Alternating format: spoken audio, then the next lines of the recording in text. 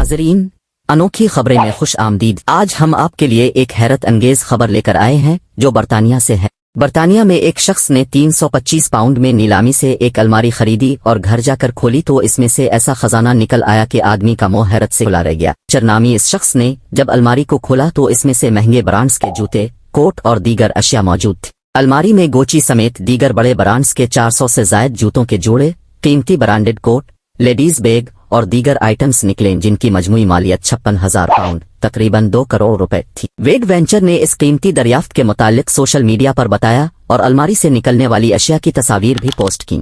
वेग वेंचर अपनी पोस्ट में लिखता है कि अब इस्तेमाल शुदा अलमारी खरीदें तो आमतौर पर वो खाली होती है, इसमें से काट कबाड़ बरामद होता है, लेकिन देखें मेरी खरीदी गई अलमारी से क्या निकला। नाजरीन, ये थी आज की अनोखी खबर। अगर आपको हमारी खबरें पसंद आएं तो हमारे चैनल को सब्सक्राइब करें, लाइक करें और शेयर करें। अगली खबर तक के लिए खुदा हाफिज।